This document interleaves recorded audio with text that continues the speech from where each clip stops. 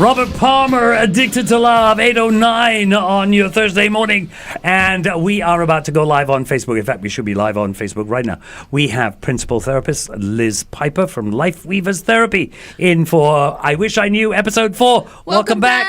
Hi, thanks for having me back. Oh, I was hoping that by today, it's been a while. I hope you had a chance to fully recover because you were not well last week, and Yes, we missed I've you. done well. We Aw, missed I you. missed you guys too. Yeah, and even today, she has to don the mask. I can't see a pretty face. No, why like that? Damn you, jobs. Okay, my rant is over. You're Let's very carry on. dramatic. You are, aren't you?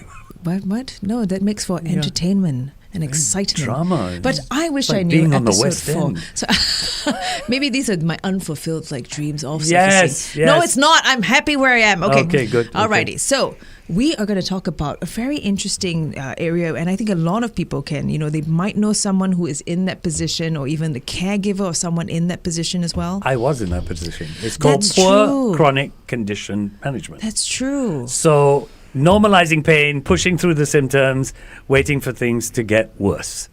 I was waiting for things to get better. So I had a heart attack many years ago, right? Yes. So this thing starts on Friday.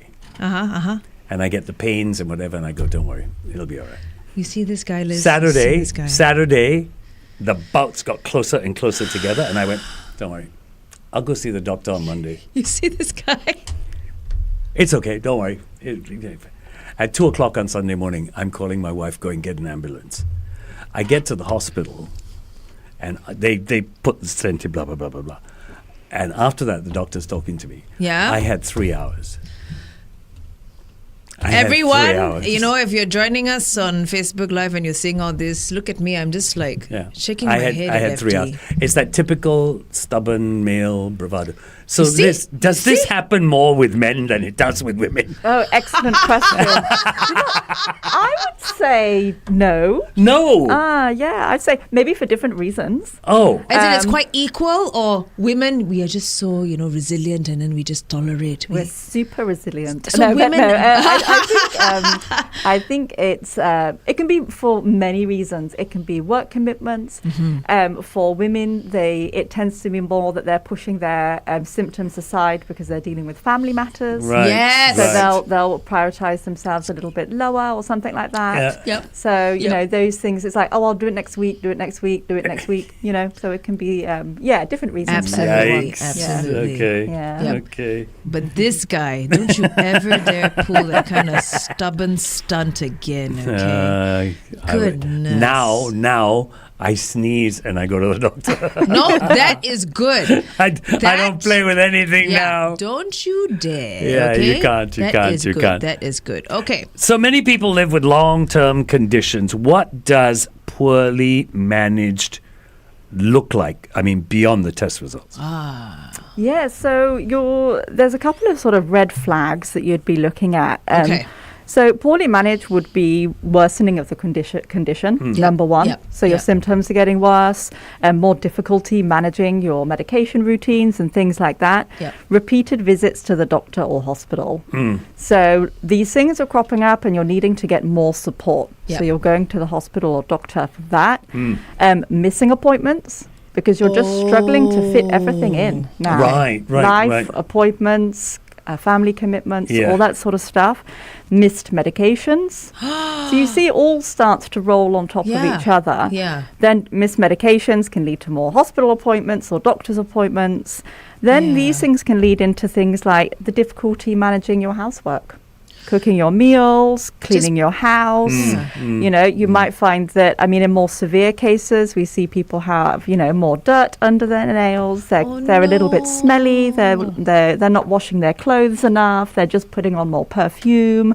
The hair isn't brushed. Wow. So, especially for people who are living alone and managing these things on their own, sometimes they're really having to bargain between doing this important thing or this important thing. Sure. And so sometimes that's And how do you choose, right? Yeah, and they had to so- choose. They were forced to choose. Absolutely. And then there's a huge compromise, right? And I think we've all been in a situation for example, I've been unwell for the past week. Yep. And there was a day I came home and I was like, oh gosh, I really need a shower. But you know what?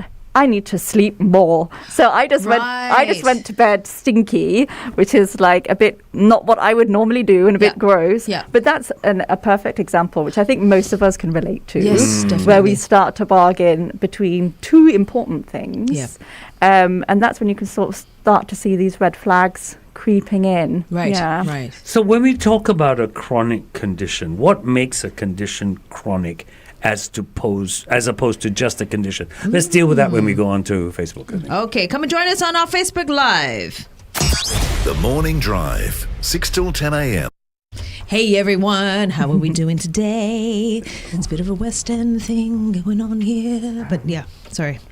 No, because FD said I was dramatic when I was just like... You are every day. No, because this guy actually waited till like he had 3 hours left on his lifespan before he went to the doctor when he had a heart attack. 'Cause I'm Guys, brave that join way. me in scolding him on WhatsApp. No, You but cannot no. be so irresponsible. It's terribly irresponsible. Yes. Terribly irresponsible. No, I tell you, Liz. And then my wife still doesn't understand it because after she called the ambulance, You didn't want to go. No, I still insisted on going for a shower. This is with chest pains in it.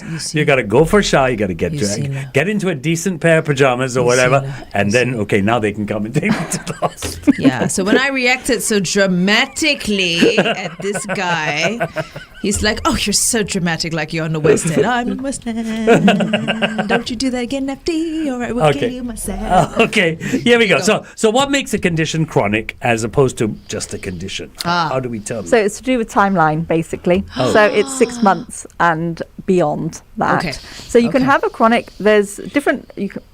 There are kind of 2-3 different types of chronic conditions. Okay. There's progressive. Okay. So that might be like your dementias, your Parkinson's disease, where we don't have a cure for it, or the management isn't going to stop it getting worse. Okay. Right.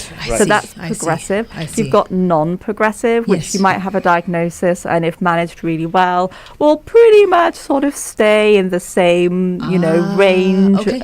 of complicated. So it might stay relatively uncomplicated. So it might be something like diabetes, Yep. Okay. which you can manage, Yeah. Okay. or gout, where you can manage. And then there are conditions that can improve as well. So you might have cancer for a period of time, and then Right. you improve, and the cancer disappears, and you're in remission. Or it could be something like you mentioned before, back pain. Yeah, back pain. So, some people struggle with back pain for a long period of Understood. time. Maybe Yeah. they go for surgery, maybe they find the right therapy or Yeah. whatever it is, and then Yeah. it can improve. So the chronic is really about 6 months to a year, Okay. and beyond. Okay, that's a good marker. I always wonder about these things, and then I'm like, Yeah, what I makes don't know it how to chronic? define Yeah. it. You know what I mean? So Yeah. this is a really good one to know. Oh, Yeah, you have to. So why is rehab therapy needed? Isn't it just sort of like a medical management situation?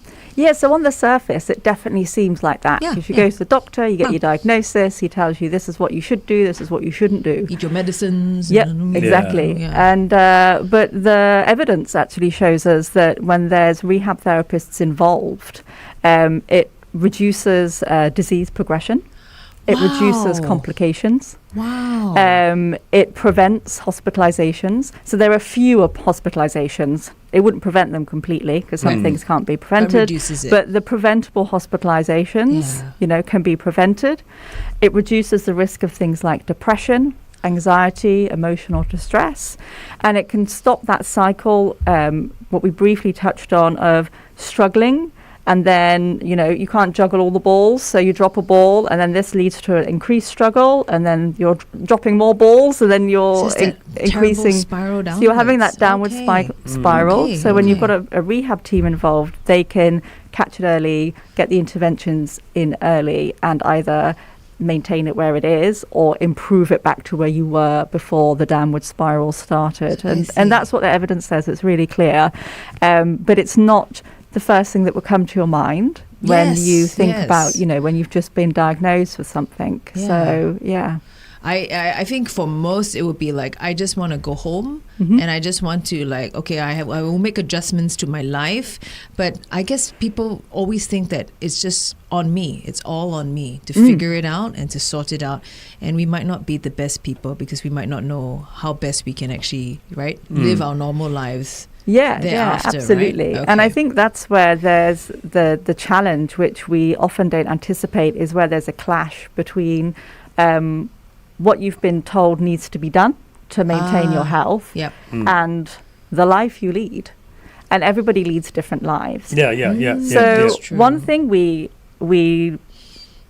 usually what happens when we are forced to have to prioritize between this medical management routine Yeah. or this management routine and our life usually wins, because you can't not take the kids to school. Yeah, You that's can't true. not work that night shift because otherwise your boss won't pay you and then you can't pay for your hospital bills. Oh, Yeah. gosh. Yeah. Life, the way, and we tend to live our life in a relatively rushed way as well. because Especially we're- here in Singapore. we're trying to squeeze everything in.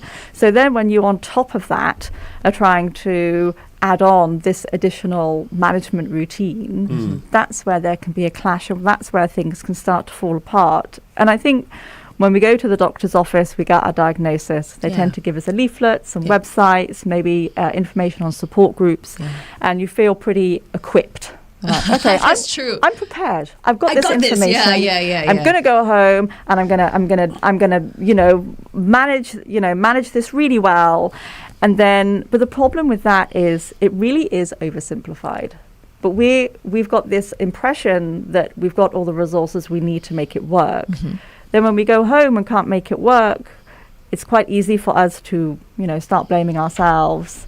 That okay, well I'm not making it work because I'm the problem, or Yeah. I'm not making it work because actually, you know what? It isn't possible. Somebody's told me to do this. It's not possible. So I guess I just have to live with the consequences. Wow. And what I have seen in quite a few, different healthcare places is that when people do start to struggle in this way and they kind of have perhaps given themselves that narrative of like it just can't be done, living life and compliance at the same time, is they get it written down in their notes as they're non-compliant. Oh Right. And Yeah. Oh no, that sucks. and then that kind of reinforce. And what really should be happening is if for any healthcare professional out there, if you're about to write non-compliant about someone, what that means is they need a rehab referral.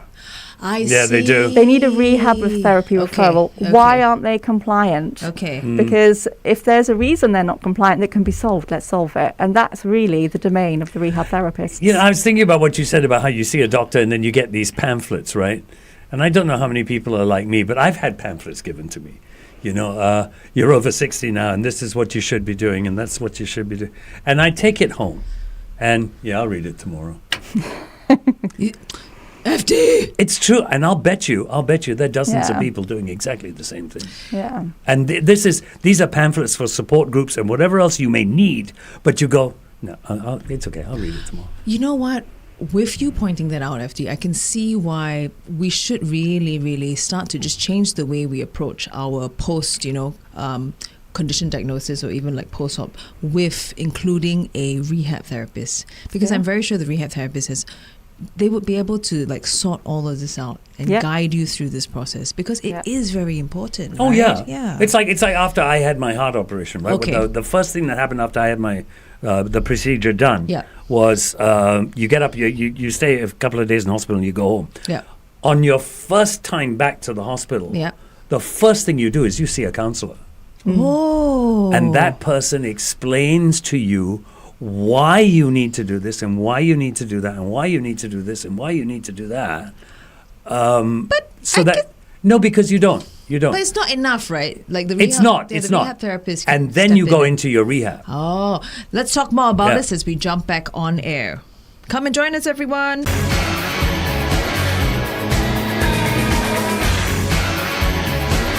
Oh, look! They titled that wrongly.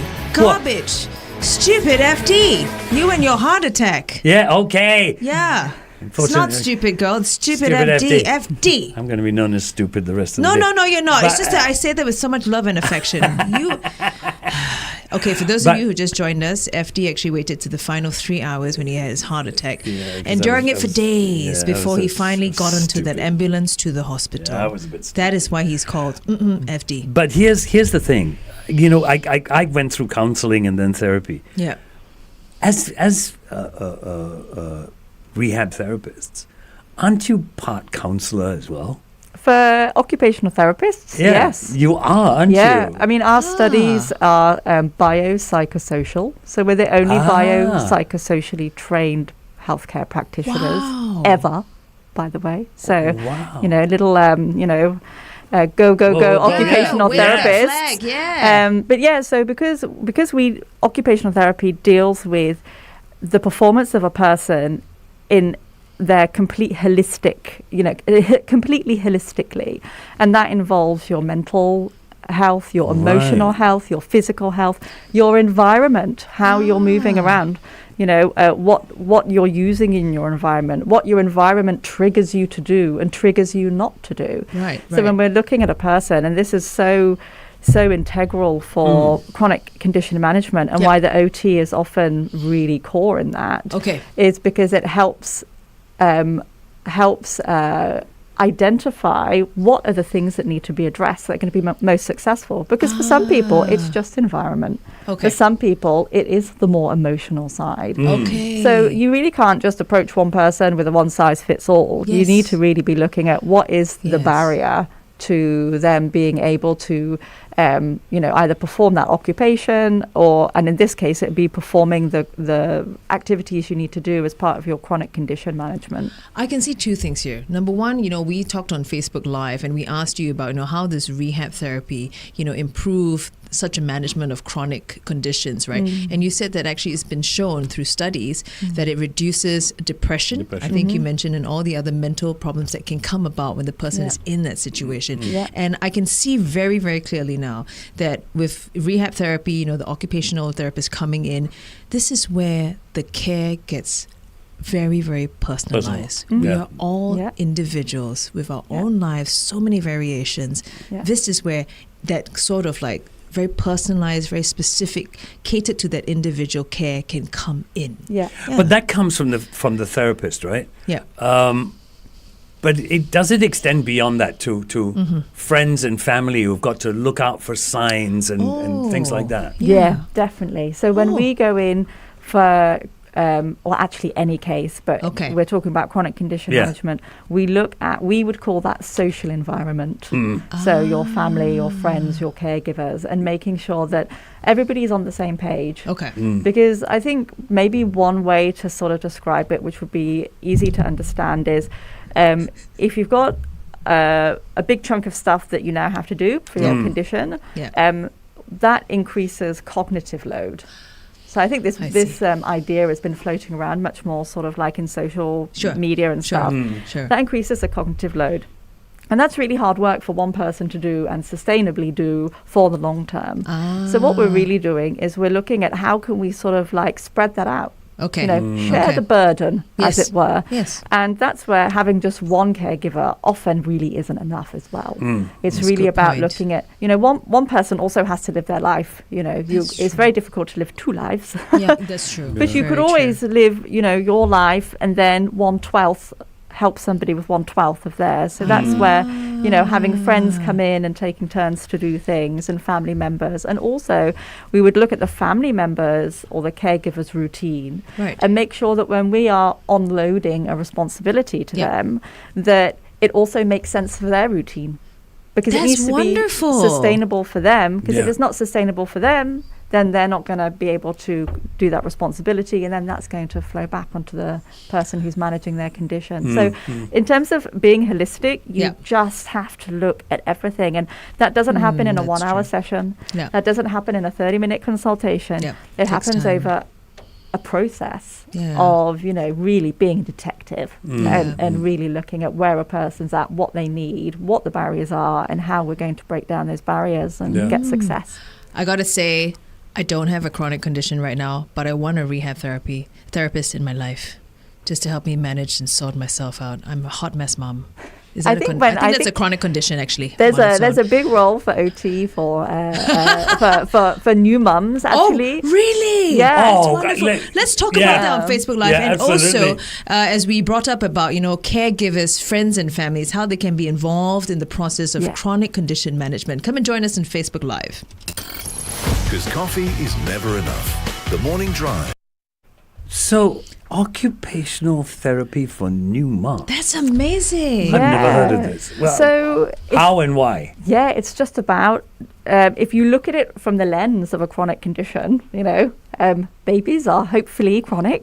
They're hopefully going to be long term. Yeah. It's a massive life shift. And what are you doing? You're bargaining a lot. Now, there's motherhood when you've just entered that sphere, and for some people they don't have a lot of support. And for some people they're having to go back to work relatively early as well. And so this is when the juggle starts to happen, and especially if they've got things that they need to follow up on that they're not. And I think a lot of new mums are quite guilty of not going for their follow-up appointment with their obstetrician, gynae, whatever. Because they are just faced with something much more demanding every day. Definitely. Call the baby. Yes. Yeah. And recently in UK, the British Association of Occupational Therapists just started a new specialist interest group, which was to have occupational therapists on neonatal wards as well to support the mother. That's fantastic. Which is That really needed. interesting Yeah. because when my son was born, he was in hospital for 6 weeks. Wow. And even though I'm an occupational therapist, and I tried my hardest to put my occupational therapist hat on to look at my situation, it was impossible because I wasn't an occupational therapist. I was a mum at that point. I was a mum to my son, and I really, really felt like I needed somebody to sit me down and give me that space, that headspace. And you mentioned about going to a counsellor after a heart attack. The important thing about that is it gives you that space to think about it, that when you go home and do it yourself, you just don't. You don't. generally. Exactly. And, and looking at things like, so for example, if you can't stay in hospital with your baby, you're going home every day, you're trying to sleep, you're having to pump, you're trying to eat, and then you wake up at the crack of dawn to be back at hospital before the baby wakes up, and then during the whole routine, every 3 hours you're either pumping, feeding, washing up bottles. You get to the point where you realise you haven't gone to the toilet in like 10 hours, you haven't eaten, yet you're supposed to still be producing milk. And still present, in the situation. And there might be situations where, you don't have a lot of family support and you're really the only one managing those things. And as amazing as the hospitals, at least in my experience, a little shout out to KKH. Hey! As amazing as KKH is, the nurses, the doctors, they were just so fantastic. They just provided amazing care for my son. And they were all very caring and loving towards the families as well. But they have their other responsibilities. Their duty of care is to the baby, and there just wasn't that support in terms of, making sure that I had, enough to eat. So how did you overcome this? Well, after 6 weeks, we came home, and then we were able to establish a routine, and we weren't, because at the hospital. And then you could get your occupational therapist hat on. Well, not even. I could just rest. Okay. Because if you're going home and then you're sleeping for 4.5 hours and then getting back up and spending the rest of the day on a hospital chair whilst you're sitting on all the wounds you've acquired after giving a baby, the whole logic of, you take your baby home, you sleep when the baby sleeps. Well, when you're in hospital, you can't do that. No, man. Looks like you can't do that at home She either. can't, no. I feel you, girl. I just want to go over there and hug her right now. But I totally understand. So that's great news. Like you said, if there's a way that occupational therapists, can they be involved, with new moms? In the therapy from with therapy from the very beginning. Yeah. I think there's something really key there that should be implemented. And yes, I just want to say this. Men's nipples are completely useless. Completely useless. You can't even make breast milk. Just useless. Oh my goodness. It's just an accessory, really. What is it even for? Aesthetics, girl. No, Aesthetics. there's no need for it. There's no need for it. Yeah. Do you know how funny we'd look without them? I don't care.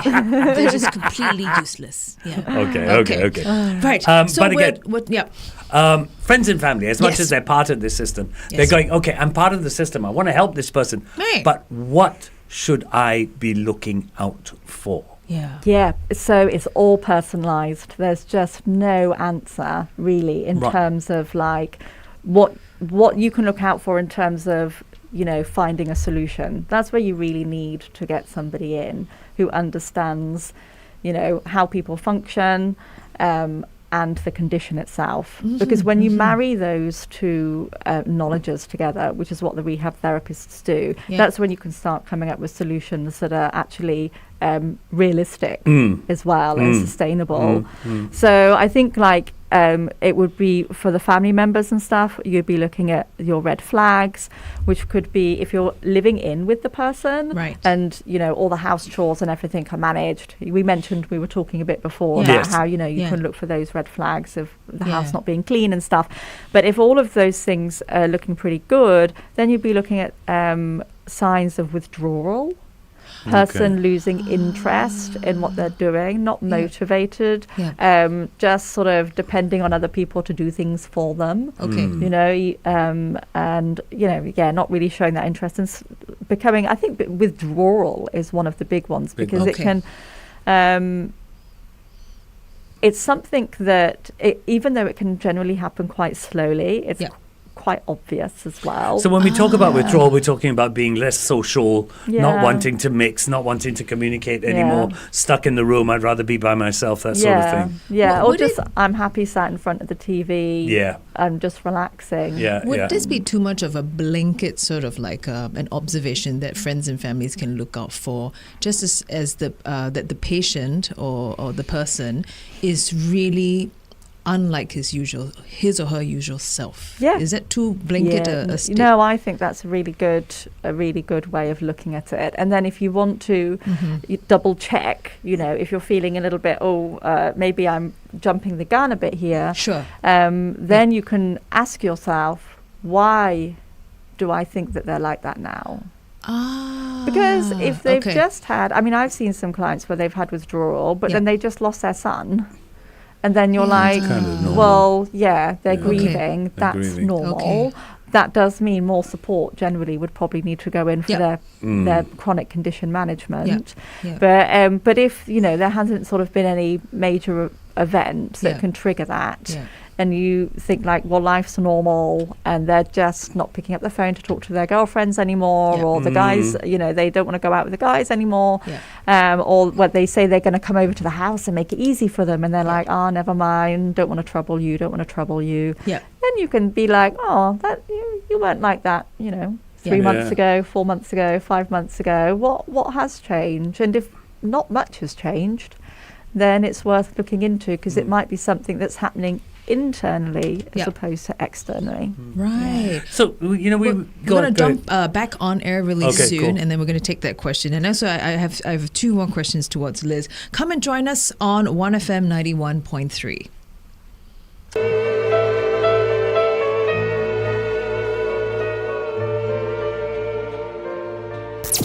Wrapping up another throwback on 1FM 91.3. Music that's built to last.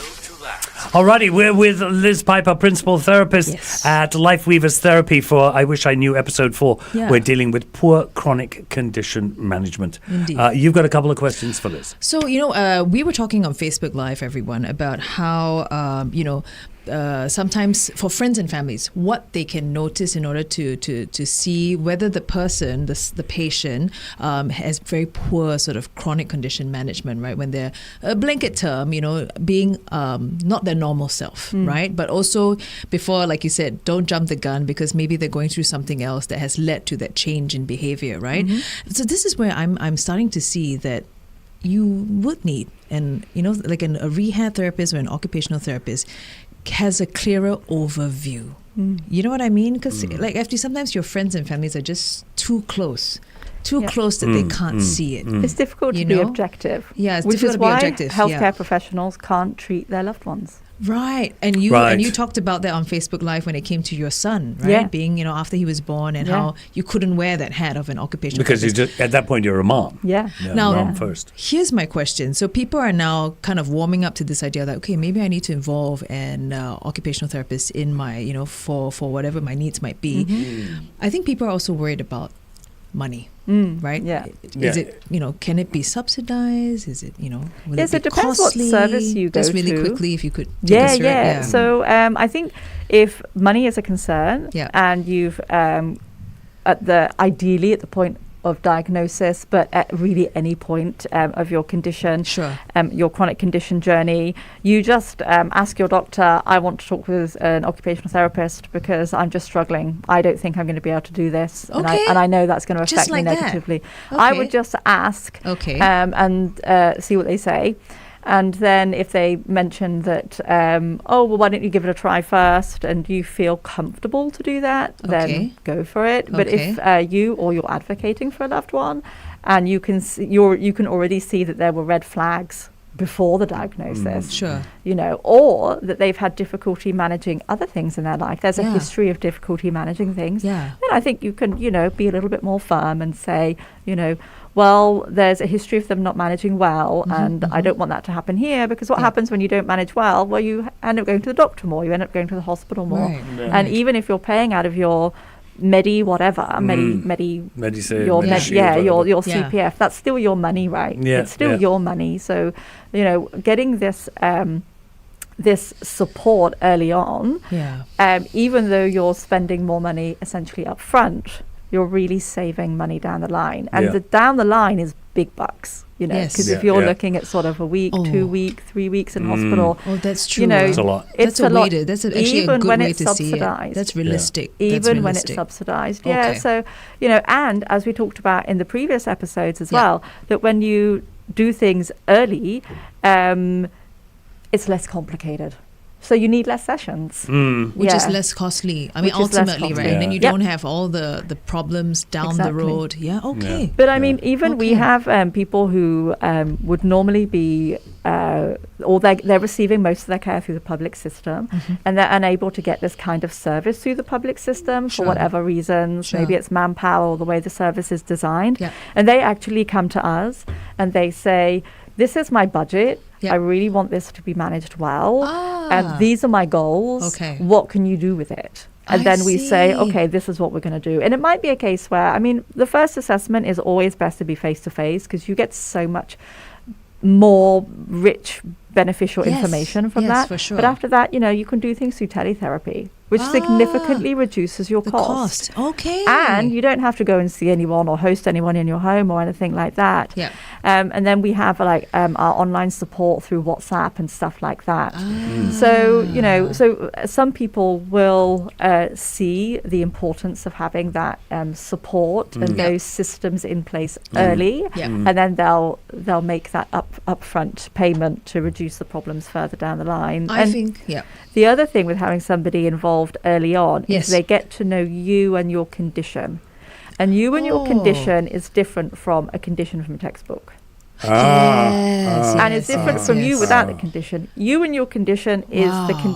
there's as many conditions as there are people. There's as Yeah. many types of diabetes as there are people. Right, It doesn't right, affect right. everyone in the same way, right? Right. So when you have somebody early on, what is also really great is we'll do a bunch of assessments and you'll get a bunch of scores from your assessments. Yeah. And you've got that then. We give you that information and that's your baseline. So whether you stick with a company or a team like Lifeweavers, or you go through other Yeah. teams, Yeah. you've got that baseline. So whatever happens 1 year, 5 year, 10 years down the line, you can say at this moment in time, these were my scores. And we do a lot of these assessments are relatively standard. Okay. Other healthcare professionals can do them. Okay, So you can okay. see, then the other healthcare professional will have that information that, you know what, Right. in 1 year you have deteriorated because the score says so. Okay. Yeah. I'm just thinking, Yeah. this system that you run, Yeah. and I don't understand why it's not there. Okay. What? We have been asked to appoint family physicians and stuff, so that Yes, all yes. this information is collated into one place and it can be assessed. Yeah. Are guys like you included in that system? we should be. You should be. No, it's almost fundamental. It is really fundamental, and as we explained at the beginning, the evidence shows Yes. Yeah. Yes. it works. I hope the Ministry of Health is listening to this. I really do. We will send them a recording. Yeah, I think so. We should pluck it out I and think send so. this for the greater good of the nation. I think so. I'm not being dramatic. It should be No, done. you're being dramatic. Oh, stop it. All right. We are going to carry on with the questions, especially, we want to ask you, what are some of the difficult scenarios that you have faced, in managing such, chronic conditions management. So come and join us on our Facebook Live. You're on your way. Hey, guys. We're with Liz Piper, principal Yeah. therapist from Life Weavers Therapy. Thank you so much for taking, my question about, the cost of involving like occupational therapists in it, because I think it's important and we want to drive this home to everyone. So I'm staring at the camera. FD probably thinks I'm just staring at him and glaring at him. No. No, there's a It's- camera there. Yeah. Number one, do ask. Tell your doctor, and also even approach, whether it's, Life Weavers or another occupational therapist. Go there, even if you have a very fixed budget about that, let them know there is something that can be done, right? And there are all these options. After the first face-to-face session, it can go on to like a more online, but at least you're getting that help, which has been shown, right? Yeah. Proven in your studies, proven in the research that it will help you. Absolutely. And I think another thing as well that's really important, if you can have the same team on your journey, is when something does happen, you have a hospitalization, you've got a familiar voice and a familiar face to say, hey, I heard you in hospital, what's happening, what support do you need? And it's someone who knows you as well. Yeah. So if you have the luxury of being able to stick with the same team, then that's really great as well, because throughout your whole condition, you've got that kind of, your professional friend to lean on and get that advice. And it's easy then for that person so if it was myself, for example, I don't need to keep doing the initial assessment over and over and over and over again. Every time you have a problem, I can go, okay, so I just get a quick update on what your baseline was before you went in, knowing all the information that we've got from previous sessions, and then saying, you know what, why don't you just tweak this one thing? Because based on this admission and your condition, people tend to get better organically after 5 days, and you're going to be fine. Yeah. Or it might be a case of like, oh dear, okay, right, let's bang heads on this a little bit more. Get those social support structures in, and we need to plan for a couple of months of recovery. So you can make that judgment call a lot easier, and then that in itself is cheaper, because you're not having to pay for initial assessments over and over and over again every time something happens. That's true. True. And I think that also points out about that emotional support that comes with, like you said, a friend is journeying with you if you do have the luxury of staying with that same sort of like occupational therapist team, right? So and it's a big thing. I think the focus on the emotional side of this thing for the patient is not really dealt with, Yeah. You were saying that? What are some of the most difficult scenarios you've had to face? Yeah, so difficult things generally relate to the things that people perceive that they can't change, or they can't change because of financial situations. So stuff like shift work is really hard. So, if you've got like a certain medication management that depends on, having it with your meals at breakfast, lunch and night time, and some of them make you a bit drowsy, so you have to time it with when you're going to bed. And then, maybe after shift, the people who have finished the night shift, they all go out together for a nice luxurious breakfast somewhere, some nice biryani or something really oily, and then there's that social environment affecting. So shift work, I tend to find, is really hard to problem solve with people. That takes a lot more sort of time to sit down and think about. Sometimes we will talk to the employer as well, because of course the employer doesn't want you to be taking loads of sick days and off days, and it's more lucrative for the employer to make sure that you're looking after your condition well, because he retains staff. High staff turnover is obviously much more expensive than retaining the people you've got. So so shift work is a big one, and there's so much shift work going on in Singapore, whether it's taxis, factories, nursing, all those sort of people that are working into the night. Who's more? This is off topic completely. It's just, dawned on me. Who is more difficult to treat? Oh. Joe Blow off the street or a doctor who comes to you for rehab? Oh, excellent question. It's just so different. It's just so different. Now, does You the know what? doctor always go, but, No, do you know what? but. I think, I dare to say, I think if a doctor has come to a therapist for rehab, it's because they're quite aware of the benefits Okay. of therapy. Okay. And they're probably somebody that would refer to therapy themselves okay. because they see the benefits it can have. Okay. So I feel that it would, we would probably be very much on the same page. Okay. So I think that would be easier. If it is a doctor, say, who has been referred to us because they now have dementia, Right. or they now have Parkinson's, and they're Yeah. being essentially referred to a family member, then you might get something a little bit more, there's a power trip, a power whatever, thing happen, Right, no. But that does happen. It's real. I'm sure it's Yeah. real. It's Yeah. real. But also, when you're working with people like that, that usually happens because they feel that they're losing control. Their health situation is taking some of their control away from them. Yeah. And what they're trying to do that is assert that control through other means, which makes a lot of sense. And if they're doing that, then fine, we can work with that. Okay. We should address that further on air. Yeah. So come and join us on 1FM 91.3. That's Whitney See, Houston. how will I know? Yes, by tuning into these episodes of I Wish I Knew. Hello, people. This is episode 4 Yes. with Liz Piper from Life Weavers Therapy. I was asking Liz who's worse to have as as a patient or client, Joe Blow off the street or a doctor. It's got to be hard. It's got to be hard. Yeah, it is. It's for doctors that refer themselves, Yeah. I think relatively easy. Yeah. For doctors who are being referred because a loved one has referred them and they are no longer practicing because they have a condition like dementia or Parkinson's, then there can be that feeling of a little bit of a power struggle, perhaps.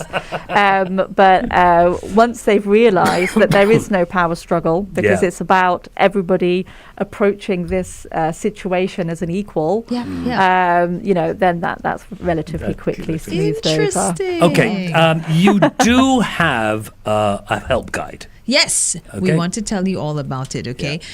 So if I would highly recommend you go and check it out, Yes. and you can download it for free. It's at iwishiknew.lifeweavers.org. Okay, it's a free guide. It's going to help you to understand when and also how. That's, I think, the more important thing: how to seek rehabilitative care. And this guide would also have information on how they would contact you, right?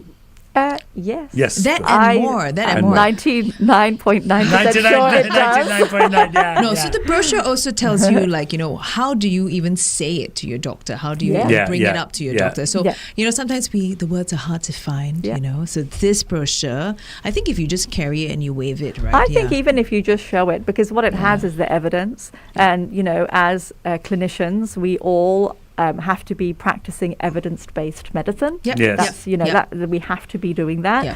So if you're and it might be the fact that especially for general practitioners, they can't know all the evidence of every profession. Absolutely. So it's just about saying, hey, you know what? I found evidence that rehab therapy could really help what I'm going through now. Here it is. What do you think? Can we get a rehab therapist on board? And that's the point where they'll, it's evidence where they would kind of have you to can't agree. dispute it or Yeah. anything. So- That's good. That's Yeah. good. Yeah. So remember, it's iwishiknew.lifeweavers.org. Yeah, and you can also find out more about Life Weavers on their Instagram. Just search for Life Weavers or head on over to their website, lifeweavers.org. Shall we end off this discussion? with- That's a tough question. A If tough you want to ask question, it, I'm not huh? going to ask it. You ask it, because you're the drama one today. Hey, You ask what? it. I just I'm found out not- my partner could have stopped existing some time ago. Has there been anyone out there that you could not help in your role as a rehab therapist? Yes, yeah. There was, Really? I really want to share this story because I think it's got a lot of messages in it. But it was when I okay. was a younger therapist. Yeah. It was that I could have done better. Okay. I do think of her fairly often. Probably a bit of trauma of not being able to help her in the right way. I was a young therapist, so it's, sort of like, I don't know how long I've been practicing now, like 15, 18 years ago or something. Yeah. And what I should have done is spoken to my supervisor more, and I should have advocated for her more. She was a single mum. Her husband had just left her. She had 4 kids, and she was on dialysis. Ooh. And when I went to assess her, she was functioning really well. And I'm going in there, and I'm like, well, this lady is actually able to do everything. Yeah. She was also an immigrant, so she didn't have a lot of social support, which I didn't clock on enough as I should have done then. Right. And so basically my report basically said that, there are a lot of things that she can do because functionally she was moving really well. And what I hadn't taken close enough attention to was what she was saying on how she was functioning on the days that she had dialysis. Because dialysis can really wipe you out. Yes. So I think that's the thing. When we look at chronic conditions, we have to look at the trajectory, because a chronic condition doesn't necessarily affect you the same way every day. Yeah. So for dialysis, people on their dialysis days tend to be like super tired. Yeah. And it's not just super tired physically, it can be mentally as well. And then the day after, you can be kind of all right, or you can be better than all right. You can be really well. Right. And then what can happen is on the good days, you're trying to catch up on all the stuff you couldn't do because you were at dialysis and tired. And then on the bad days, they're just even worse, to the point where the good days, it becomes even more difficult to catch up on that energy, and hence this downward spiral. And I just, I didn't give that mum enough support, and I look back at that and I really regret that. And that has helped shape the way that I approach these sort of situations in our practice now. And definitely when I've been working in certain public systems, I feel that especially for those patients who have good days, I think as healthcare professionals, we can all be a little bit guilty of saying, oh, you look all right, and wanting to just look at the good days, because we generally are seeing people who are a lot worse. Yeah, absolutely. But the problem is, what's happening is the people at that point that are starting to spiral down still kind of look all right, like they're managing, so they don't get that support. And then once they spiral down and need a lot more help and start having a lot more hospital admissions, that's where all the resources are. But that's actually the wrong way round.